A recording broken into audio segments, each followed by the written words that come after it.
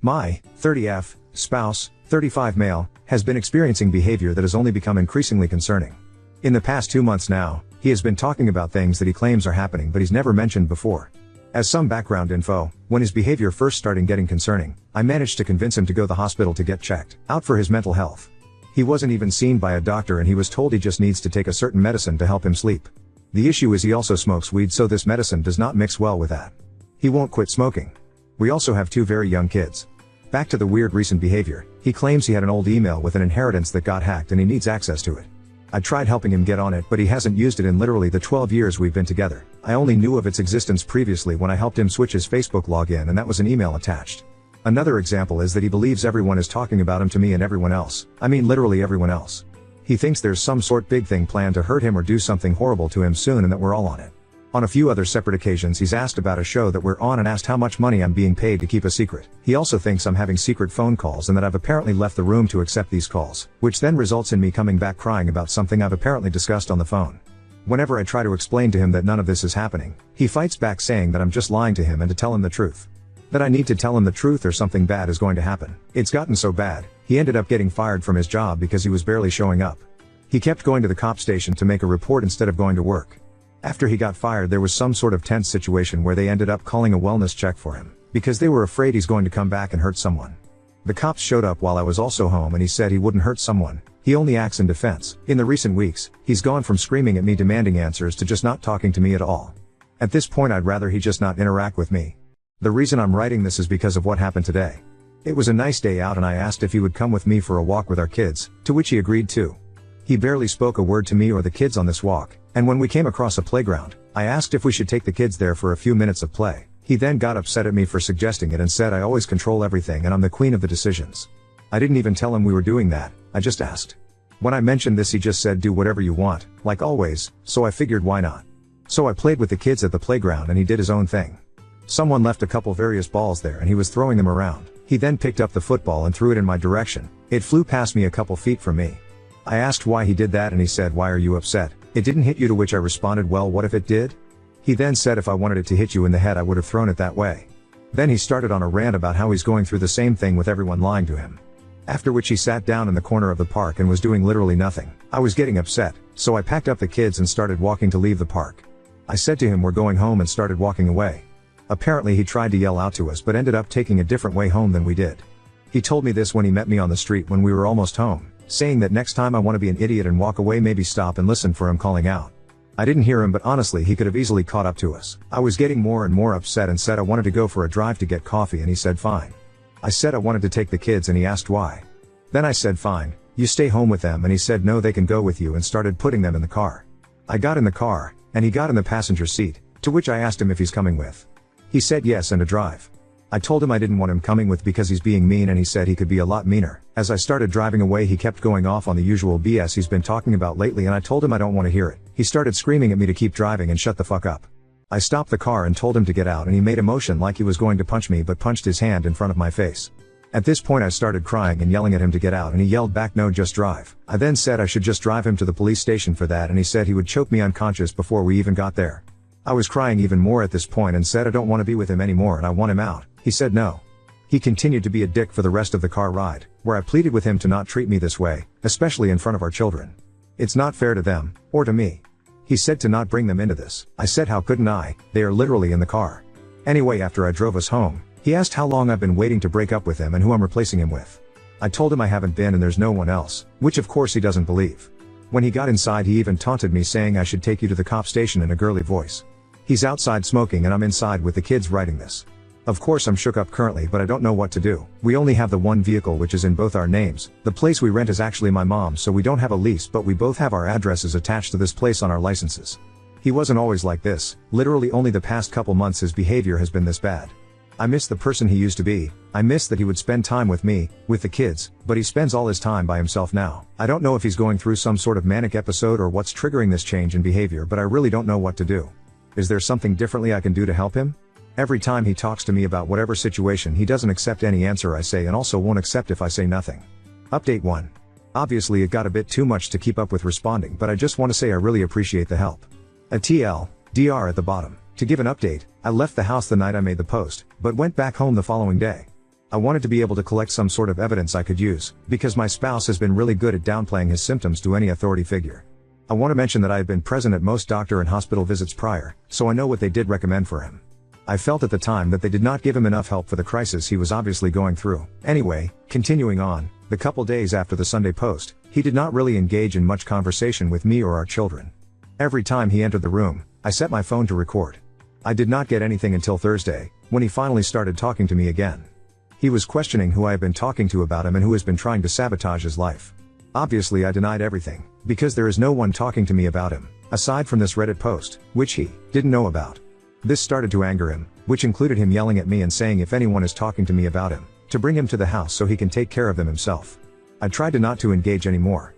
This made him more upset, as he was continuing to demand answers from me. He would then say, "Oh, I want to hit you or don't make me slap you," when I was either not answering or just saying I didn't know what he was talking about. I got this on recording. After he ended up walking away and leaving the room, I took the kids to bed, locked us in our room and tried to sleep. The following morning, he insisted on driving me to work. I told him I wanted the car, to which he disagreed with me and said he needed it. After dropping out kids off, he started going off on me about how I am stupidity, dumb, a bitch, etc. for keeping his inheritance. Again, something he is clearly having delusions about, from him. I tried to disengage completely, keeping myself to far side of the passenger seat, which caused him to grab me by the back of my neck and pull me closer to him, where he told me to listen to him. I obviously reacted to this and was super upset, telling him to please focus on driving and not touch me again. After he drove me to work, the last thing I said to him as he was still going off on me with the car window open, was, "You desperately need help." Once I got in, I called my boss and let her know what happened. She came in, canceled her appointments for the day, and took me to the police station. We made a report, although the sergeant we initially spoke to seemed to be against us making a report. He kept saying he will be homeless if I report him, like he's the victim in this scenario. I told him my safety and the kids' safety should be more important, and he brought in a different officer to make the statement with me. Once I completed that statement, they let me know to stay away from the house as they were going to arrest him, and will call once he's out of the house. About 5 hours later, he was arrested.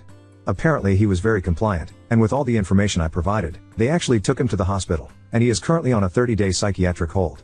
He will be going to court at some point for uttering threats and assault, but seeing how he doesn't have a criminal record, I'm sure it will just end up being a slap on the wrist. So as of now, I am home, safe with the children, and we are getting our locks changed. I will also most likely get a protection order, but in an ideal world, he gets better and that's not necessary. I guess we will see in the future. I want to again thank everyone for their comments and assistance. A lot of you made some excellent points, and although I know some of my decisions probably seemed like dumb ones, I was trying to figure out the best solution, logistically for us.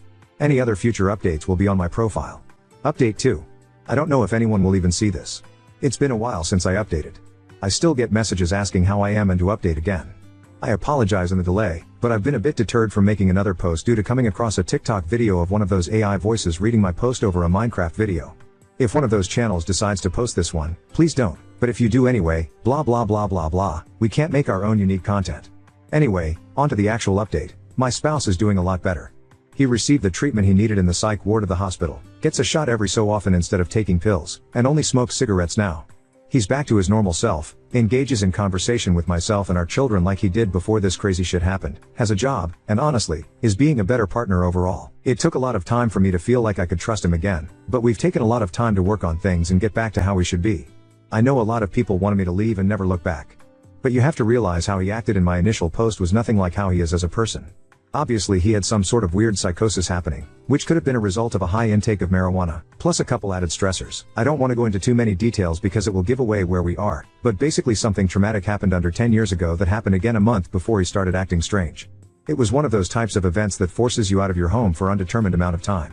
Anyway, that's all the detail I want to go into that. Obviously he was affected by it more than I thought, because when this event happened, I was the one having a difficult time and he was. I rock. But after we were able to go back home and have some normalcy, that's when things started changing for him.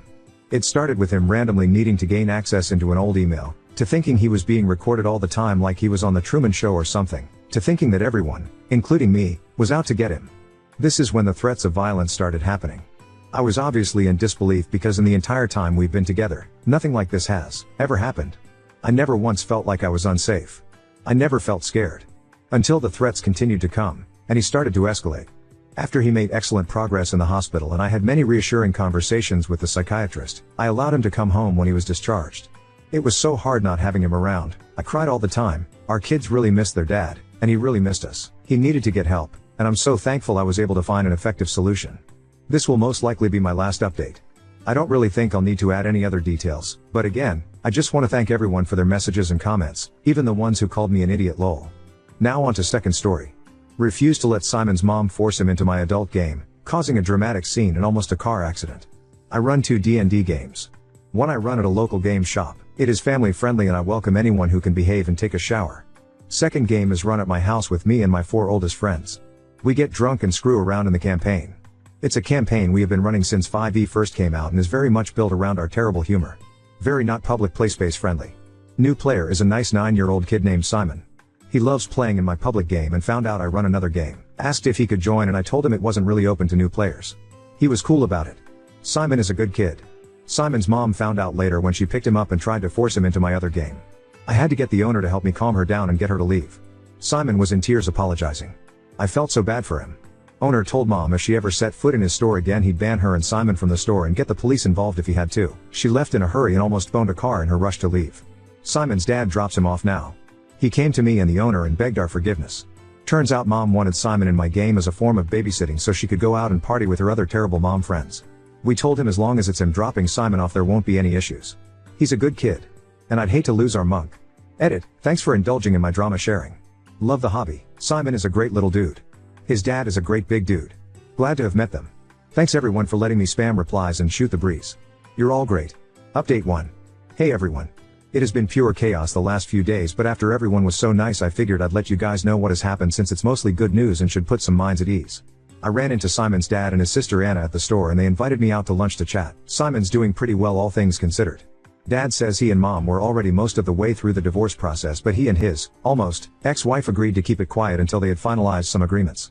Mom showed her ass yet again and basically admitted she didn't want Simon very often and negotiated for some money in exchange for giving full custody to dad with a few holiday visitations if she can make it. She's moving a few states away to live with some of her friends from college. He doubts they see her more than once a year if that. He said it went as well as he could have hoped. He's just glad it's almost over. Auntie Anna, as Simon calls her, is dad's sister. She's stepping in to help with Simon while dad juggles everything. She brought him to the shop this weekend and she hung out by me while I ran the game so she could learn. Everyone had a good time, even got a few giggles from Anna, so I'll consider that a GM's job well done for first impressions of the hobby. Shame the first RP she had to see was me as Marty the farty lizardfolk merchant NPC that they ran into last session. Lots of hissing and farting noises out of me for 15 minutes. Simon was able to pass enough con saves to buy what the party needed from Marty, discounts in exchange for risk of poison damage, and they tricked the corrupt town guard into accidentally arresting themselves due to an elaborate performance by the bard and Simon's monk. Game went well. Anna and I talked while Simon looked at all the dice sets for an hour after the game. She's been pulled into a parent group of parents of kids in Simon's class. I guess Simon has all the other kids wanting to try playing, and since my private game is on hiatus for at least 6 months I offered to run one if the parents were comfortable with it. I end up getting added to the group chat and Anna's house is where we're gaming. Next day Anna and I met up for lunch and I helped her put together a gaming space in her living room. A few of the moms came by to drop off some snacks and to introduce themselves in person. I feel like I've been adopted into a family of families, but I don't even have a family of my own. Everyone has been great. I'm so glad Simon is surrounded by these people and not people like his mom. The kids were all very well behaved. Anna and I were a bit nervous being the chaperones for a bunch of kids, but Simon's friends are great. They all had a blast making characters and doing the test encounters I had for them. There's a girl that made certain she was always seated next to Simon and barely takes her eyes off him. She has a huge crush on him, but don't think he even realizes what's going on. It's adorable. Parents were all happy with game night, and honestly I liked running for all kids way more than I had expected. Anna and I agreed we were fine with doing this regularly, so now Anna and I are the game masters to everyone. Also, I'm now Uncle Caleb to Simon. Not sure what I did to earn the title, and I definitely didn't get emotional when he called me that. So that's about it. I still run 2 games. I've been adopted by a 9-year-old, and I've taken over Anna's living room with minis and battle mats. Simon is an incredible little dude and I'm glad to have met him and his amazing family, one parent excluded. Update 2. It's been a week. I've known this woman for about a week and I've already fallen hard. Infatuation levels are all set to max. She's incredible. Gonna be spending a lot of time with her for a few weeks and I and a lot of folks we know are saying I should ask her out. I'm going to. I just want to let us get through this busy point and take a bit of time to get to know her more first before I do that. Update 3. My nephew Simon is the coolest little dude in the universe. His interest in board games is starting to really take off ever since Anna brought him over to my place and he saw my shelf of games. He absolutely loves Ticket to Ride. I gave it to him and he wants to play it next game night. The public game party is now chasing the big bad through a few portals leading to a chronomancer's domain in the stomach of a kraken. So that should be fun. Simon has expressed interest in learning to DM. I'll teach him everything I know. I would gladly play in any campaign that boy runs. He said he has some ideas and I intend to help him make those into dice-based reality. As for how he's handling the situation with his mom, Simon is doing well, but he struggles. He's very clingy toward Drew. I'm betting this is normal for kids in Simon's situation. Simon has Drew, Anna, and a good head on his shoulders. He'll be fine. Drew and Simon spend a lot of their time together just doing little projects. They're currently putting together a puzzle while watching Simon's shows. Drew told me this was a once-a-month thing due to his work schedule. Now it's several times a week and they both love it. Drew did need a little time to decompress from dad mode, so one night he and I went out to a bar for a few drinks. He told me about his plans to take Simon out of town on a father-son trip. Simon's just excited the hotel has a pool. Drew says he doesn't plan to date or do anything anytime soon. The ink's still dry on the divorce papers. I think single dad is what I want to be right now. He wants to focus on Simon and figuring out what life looks like for them going forward. As for Anna, she was initially busy balancing work, Simon, game nights, and a bunch of other responsibilities since she stepped up to help Drew. Things stabilized a lot faster than anyone expected, with the divorce resolving smoothly and Simon being the easiest child in the world to take care of. Now that Drew is using vacation time, she has had a bit more free time until he goes back to full-time work. So she's been catching up on some of her hobbies like baking and playing games on her Switch. I had to come over and run the cables to hook it up to her TV because she couldn't reach. She also needed my help setting up her Wi-Fi when she got a new router. And she has had multiple issues with her laptop that I've had to resolve for her. That woman is brilliant in every other regard, but truly clueless when it comes to tech.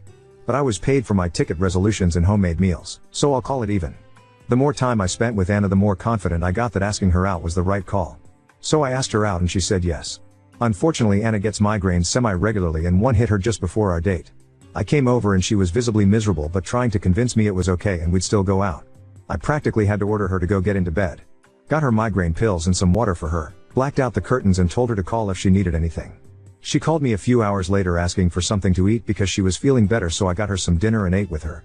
She kept trying to apologize, but I told her to make it up to me with another date next day. Which we were able to actually go on. It was a fantastic night.